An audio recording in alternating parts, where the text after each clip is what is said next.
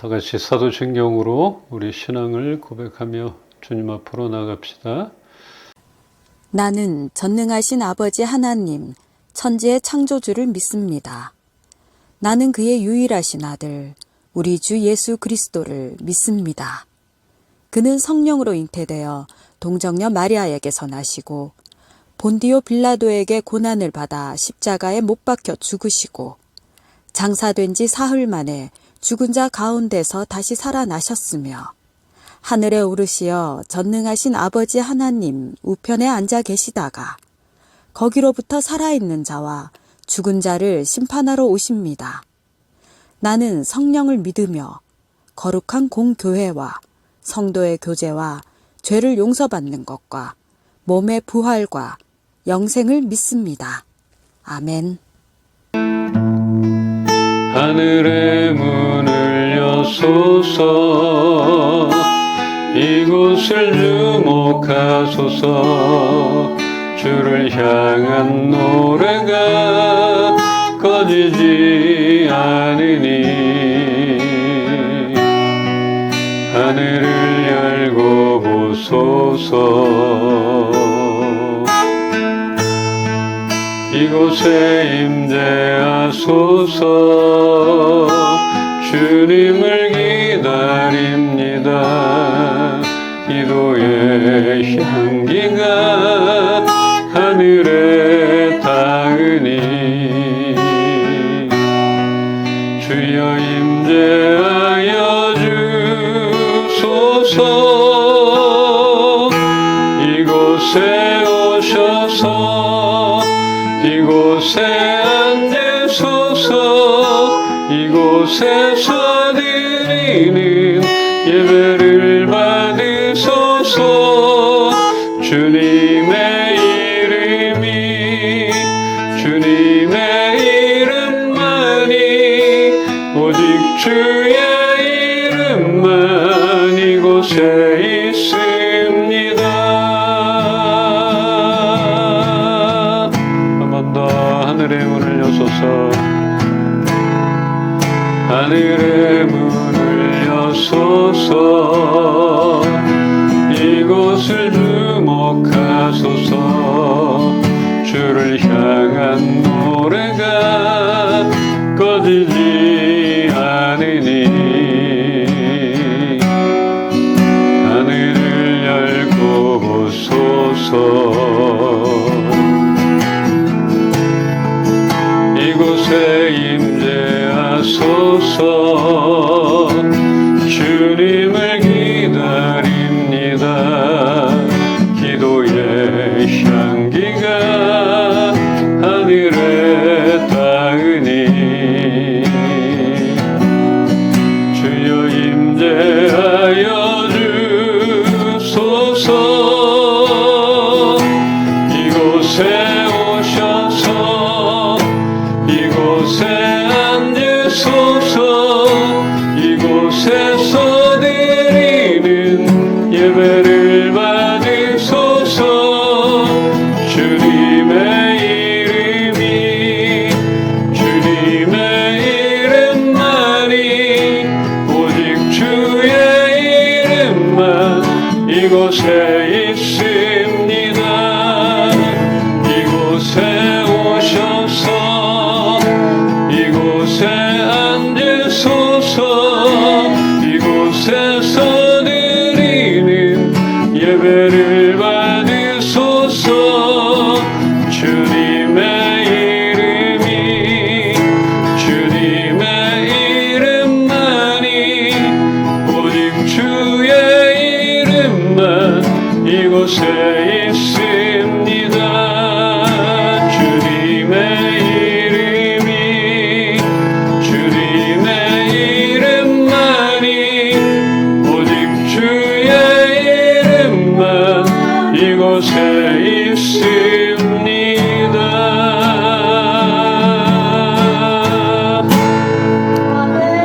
이 예배 가운데 주님의 이름만이 높임을 받기를 우리가 소망합니다. 우리 입술을 열어 고백하며 주를 찬양함이 마땅하며 이 시간에 주의 오묘하신 말씀을 기대하는 우리 이은비 성도들 가운데 가장 알맞은 말씀으로 각자를 만나 주시옵소서. 감사드리며 예수 그리스도의 이름으로 기도합니다. 아멘. 함께 볼 말씀 마태복음 5장 8절로 10절입니다. 한 절씩 보겠습니다. 마음이 청결한 자는 복이 있나니 그들이 하나님을 볼 것이며 화평하게 하는 자는 복이 있나니 그들이 하나님의 아들이라 일컬음을 받을 것이며 함께 합시다. 의를 위하여 박해를 받는 자는 복이 있나니 천국이 그들의 것임이라. 아멘. 오늘은 예수님의 그 산상수훈의 세 가지 복된 사람의 특징을 나누려 합니다. 첫 번째, 그 특징의 첫 번째 복 있는 사람은 마음이 청결한 사람입니다. 마음이 청결한 사람. 이 마음이 청결한 자란 하나님 앞에서 두 마음을 품지 않고 정직하게 서려는 태도를 가진 자. 또 내면의 거짓이나 악을 품지 않는 순전한 자라 할 수 있겠습니다. 근데 이 내면에 요만큼도 그냥 진실이 없는 사람들 많잖아요. 청결하다 이렇게 하면은 이런 사람들을 얘기하는데 성경적으로 또 다른 의미가 있다 하여 그것을 한번 보기를 원해요. 여기에서 청결로 번역된 헬라어 카타로스라는 말에는 제자리를 찾다. 청결이란 단어가 제자리를 찾다라는 뜻이 있습니다. 따라서 마음이 청결하다 하는 것은 우리들 마음에 있어야 할 것들이 제자리를 잡고 있는 그런 상태라 말할 수 있겠습니다. 또 달리 말하자면 우리들 마음속에 자리를 잡고 있어서는 안 되는 것들이 깨끗이 치워져야만 청결하다 하는 것입니다. 근데 자리를 잡고 있어야 될 것들 대신에 그 자리에 있어서는 안 되는 것들, 이것들이 자리를 잡고 있을 때는 우리는 청결하다 여겨지지가 않는다는 것이야. 그래서 예수님의 이 산상수훈에 마음이 청결한 자는 복이 있나니, 이건 단순하게 그냥 마음이 깨끗하고 그냥 뭐 거짓이 없고 이런 사람이다, 이런 의미뿐 아니라 그 마음 속에 무엇이 자리 잡고 있는가, 이런 의미가 있다는 것입니다. 얼마 전에 창고로 쓰고 있는 이 베란다를 정리하다 보니까 언제 넣어놨는지 모를 정도로 그냥 막 짐들이 가득 차 있어요. 뒤죽박죽 돼 있어요. 필요한 게 어디 있는지 찾지도 못하기도 하고. 그래서 이것들 뭐 꺼내야지만 그 안에 뭐가 있는지도 알고, 또 제자리를 이렇게 정리를 하지 않으면 정말 어지럽다 이렇게 생각이 돼서 하나씩 꺼내 보다가 정말 몇 년씩 필요하지도 않는 것들, 쌓아놓은 것들이 있더라고요. 그래서 하나씩 꺼내서 버릴 건 버리고 당근할 건 당근하고, 그렇게 정리가 되니까 뭐가 어디에 있는지도 알게 되고 필요할 때 그것을 바로 꺼내서 사용할 수 있게 되었습니다. 여러분들 마음속에 무엇이 자리 잡고 있습니까? 요즘 어떤 게 내 마음속에 자리 잡고 있는가? 너무 많은 것들이 뒤엉켜 있어서 뭐가 자리를 잡고 있는지조차 알기가 어렵지는 않습니까? 혹여 우리들 마음속에 자리 잡고 있지 말아야 할 것들이 언제부터인지 모르지만 자리를 차지하고 있다면 그 상태에서는 하나님을 볼 수가 없는 것이에요. 그러기에 우리들 마음의 청결함을 방해하는 그것들을 정리할 그때야 비로소 우리는 하나님을 보게 될 것입니다. 뭐 눈으로 이렇게 뭐 본다 이런 의미가 아니라 믿음으로 하나님을 볼 수 있는. 그런데 이렇게 청결함, 제자리에 있어야 할 것들이 자리 잡고 있지 않는다면 믿음으로도 하나님을 보기 어렵다는 것이에요. 우리들 마음이 청결하지 못하다면 하나님과의 깊은 교제 가운데 들어갈 수 없으며 우리의 삶 가운데 하나님의 역사를 경험하지 못하게 되기에 결국은 예수님이 말씀하신 복과는 거리가 멀어지게 된다는 것입니다. 그러니까 일단은 우리 마음속에 뭐가 있는지 알아야 되고 제자리에 있을 게 있는가 한번 정리하는 시간이 됐으면 좋겠어요. 요즘 여러분들 마음 가운데 당연히 있어야 할 것이 제자리를 찾지 못하고 다른 것에게 그 자리를 내어주고 있는 그것들이 있습니까? 바라봐야 되는 거지. 그냥 나 몰라라. 될 대로 되겠지. 손에 잡히는 대로 그냥 꺼내는 게 아니라. 그래서 그것이 무엇인지는 우리들 각자가 잘 알 수 있을 테니까 우선은 그것을 끄집어내는 그런 일을 시작합시다. 필요 없다. 너 나가라. 너는 내 마음속에 있으면 안 된다. 그것이 깨끗하게 청소되어 예수님께 청결하다 인정받는 그런 복된 사람이 되기를 소망합니다. 오늘의 두 번째 복 있는 사람은 화평하게 하는 자라 합니다. 9절 말씀에 화평하게 하는 자는 복이 있나니 그들이 하나님의 아들이라 일컬음을 받을 것이며, 아까 청결한 자는 하나님을 볼 것이라 했고 화평하게 하는 자는 하나님의 아들이라 일컬음을 받겠다. 대박이죠. 이것도 청결함은 하나님 볼 수는 있다 그랬고 화평하게 하는 자는 아들이라, 하나님의 아들이라. 여기서 화평은 뭐 좋은 게 좋은 거다 하여 단순히 갈등을 피하는 그런 타협이 아니라 하나님과 사람 사이에서 화해의 통로가 되어 하나님과 사람을 화목케 하는 그런 적극적인 태도를 뜻합니다. 그냥 피하고 아유 부딪힘 없고 난 평화주의자야 이런 게 아니라는 거지. 예수님은 산상수훈에서 복의 기준을 도덕적 의무가 아니라 하나님께서 기뻐하시는 삶의 방향으로 제시하고 있는데, 지난주 말씀에서 나눴던 것 알잖아요. 주일 예배에 얼마나 많은 것을 드렸는가 보다는 한 주 동안에 우리의 삶의 질이 중요하다 했습니다. 어떻게 살았는가? 삶의 질이 얼마나 중요한가? 예수님이 말씀하시는 복의 기준도 삶의 방향, 삶의 질로 제시하고 있다 하는 것입니다. 우리의 삶 가운데 하나님이 기뻐하는 삶을 살았는가? 각자가 생각해 보면 돼요. 바쁘게 살았잖아요. 열심히 일도 하고 정말 내 삶이 하나님 보시기에 기쁘게 여기시는 그런 삶을 살고 있는가 한번 돌아보길 바랍니다. 하나님의 자녀로서 우리는 세상 속에서 화평하게 한 일이 있는가? 이 화평의 결과로 하나님의 아들이라 불리기에 교회 다닌다는 말보다 예수님 믿으라는 그 말보다 우리의 터전 속에서 하나님과 사람 사이에 서서 우리는 하나님께나 사람에게나 하나님의 자녀라 인정받게 되는 그런 일들을 해야 하는 것입니다. 하나님과 사람 사이에서 화평케 한다면 우리는 하나님의 자녀라. 이것을 하나님께서도 인정하며 사람들도 알아본다는 것이에요. 아, 저 사람 하나님의 아들 같아, 딸 같아. 그냥 예수쟁이가 아니야. 그래서 아까 얘기했잖아요. 아, 나 교회 다녀.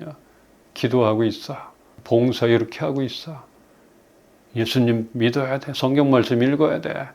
이런 말보다 우리의 삶 속에서 얼마나 화평하게 화목의 제사, 화목된 예배를 드리고 있는가. 이게 중요한데 이걸 모르는 사람이 많다는 것이죠. 이렇게 됐을 때 우리는 하나님의 아들이라, 하나님의 자녀라, 하나님의 사람이라 일컬음을 여겨짐을 받게 된다는 것입니다. 그런데 화평케 하기는커녕 자꾸만 하나님과 멀어지게 만들고 있는 그런 사람들이 있습니다. 하나님 그 자체도 멀게만 느껴지는데 하나님을 모르는 사람, 그 사람들에게 그 멀리 있는 하나님을 더 멀게 만드는 그런 일들을 하는 사람들이 있어요. 자신이 하나님의 아들이라, 하나님의 사람이다 이것만 강조하면서 화평케는 못하는 사람들. 이 화평은 아까 얘기했듯이 평화주의자가 아니라는 거잖아요. 하나님을 바라볼 수 있게, 온전하게 볼 수 있게 만드는 역할, 하나님을 알게 하는 통로 역할, 막혔던 하나님과 죄된 인간 사이에서 하나님께 연결해주는 통로가 되는 그런 일들이 화평케 하는 자라 하는 것입니다. 근데 자꾸 거짓을 얘기하고 신뢰를 저버리고 입만 열면은 교회 다니라 예수 믿으라 하는데 삶은 아니고, 이러면 그 하나님을 더 멀게 만드는 그런 사람이라 하는 것입니다. 이것을 알아야 하는데 더 멀어지게 만드는 이런 사람들은 복이 없다. 하나님을 볼 수 없다. 그 사람들은 진정 하나님의 아들이 아니었다. 이렇게 결론을 내릴 수 있겠습니다. 하나님의 자녀며 성도인 우리들의 이름은 하나님과 화평하며 사람들과 화목한 결과로 불리게 된다 하는 것을 반드시 기억해야 합니다. 그냥 불리는 게 아니에요. 교회 등록해서 나 성도야, 이게 아니고 하나님과 화평하며 사람들과 화목한 결과로 따라오는 이름이라 하는 것이에요. 며칠 전에 제 아내가 아들하고 이렇게 통화를 했다는 얘기를 하면서 느닷없이 우리들이 자존심이 너무 강하다, 욱하는 성격이다, 이렇게 말을 하더라고요. 맞는 말 같긴 한데 갑자기 왜 그랬지? 근데 아들도 뭐 저를 닮았기 때문에 그럴 수 있겠죠. 또 따지고 보니까 또 결론은 우리 세 식구가 다 자존심이 너무 강했다, 이런 것들 얘기를 나누게 됐습니다. 어쩌면 이러한 성격이 화평케 하는 일에 방해가 되겠다, 이런 생각이 들었습니다. 일단 저에게는 자존심을 내려놓고 화를 잘 다스리는 일이 화평케 하는 시작이 되리라 여겨졌습니다. 여러분은 어떤 게 화평케 하는 일에 방해가 되는지 저는 모르겠지만 그런 요소를 잘 찾아서 화평케 하는 시작을 여러분도 한번 다시 시작해 보기를 소망합니다. 찾아보는 게 중요해. 자꾸 내 안에 뭐가 있는데도 나만 모르는 거야. 그러면 안 된다. 당신이 자꾸 욱하니까 화평이 깨지잖아. 이걸 왜 몰라? 당신만 몰라. 그럼 그걸 바꿔야 되잖아요. 그러니까 그거부터 찾는 것. 이것을 보기를 원합니다. 세 번째, 복 있는 사람은 의를 위하여 박해를 받는 자다. 의를 위하여 박해를 받은 사람입니다. 받는 자다가 아니라 받은 사람이다. 이렇게. 10절에 의를 위하여 박해를 받은 자는 복이 있나니 이런 사람들은 천국이 그들의 것임이라. 더 나아갔어요. 이제 천국까지 올라가게 됐어요. 하나님을 보고 하나님의 아들이라 일컬음을 받았고 이제 천국까지도 내 소유가 되는 것입니다. 예수님은 의를 위하여 핍박을 받은 자에게 복이 있으며 또 그 결과로 천국이 주어진다고 말씀을 하셨습니다. 신앙과 의를 지키는 과정에서 겪는 그런 불이익이나 박해가 오히려 하나님 나라의 복과 연결되어 있다는 것입니다. 그렇다면 우리는 핍박을 받을 준비가 되어 있는가? 여러분들 어떻습니까? 핍박받을 준비가 되어 있나요? 우리의 미련함으로, 우리의 욕심으로 받는 그런 핍박과 고난이 아닌 진정한 의로 인한 핍박을 받을 준비가 되어 있는지. 우리 결론적인 말씀인 그 마태복음 5장 11절로 12절을 보면서 말씀을 정리하겠습니다. 나로 말미암아 너희를 욕하고 박해하고 거짓으로 너희를 거슬러 모든 악한 말을 할 때에는 너희에게 복이 있나니 기뻐하고 즐거워하라. 하늘에서 너희의 상이 큼이라. 너희 전에 있던 선지자들도 이같이 박해하였느니라. 아멘. 예수님께서 산상수훈의 그 팔복을 모두 선포하신 후에 나로 말미암아 모욕과 박해를 당하는 너희들이 복이 있다, 이렇게 하셨습니다. 그리고 기뻐하고 즐거워하라.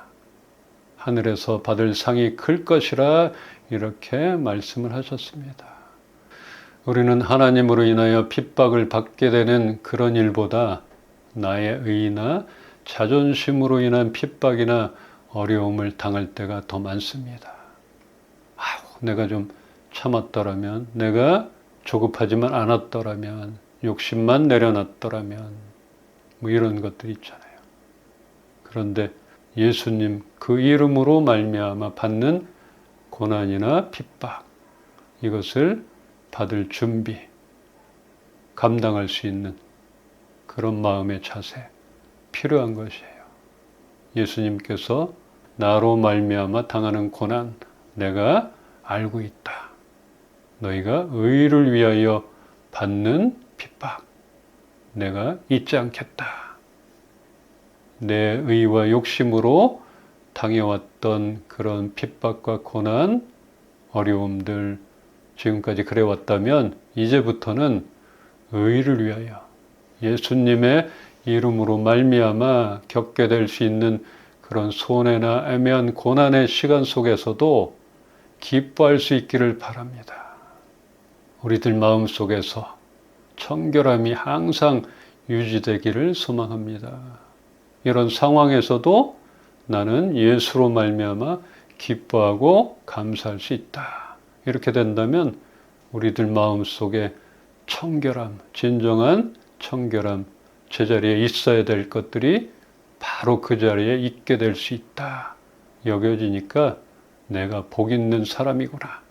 이것을 잊지 않고 우리 하나님 앞에 인내로 때를 기다리길 소망합니다. 하나님과 인간 사이에 그 막힌 담을 허무시고 화평케 하시려 이 땅에 오신 예수님, 그분의 희생을 본받아서 진정 그의 이름으로 인하여 따라오는 핍박을 우리가 감수하여 하늘과 땅의 모든 축복을 받는 우리 이은빛 성도들이 되기를 주님의 이름으로 축원합니다. 아멘.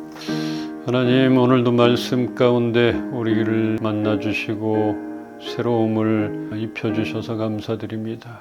내 마음속에, 우리들 마음속에 있어서는 안 되는 것들, 그것들을 제거하는 그런 시작을 하게 하여 주시옵시고, 이제는 제자리에 있을 것들이 우리 마음속에 자리를 잘 잡고 있게 하여 주시옵소서. 우리의 마음과 생각을 지켜 주시옵소서. 주의 자녀들이 애매히 당하는 고난에 무너지지 않게 붙들어 주시옵소서.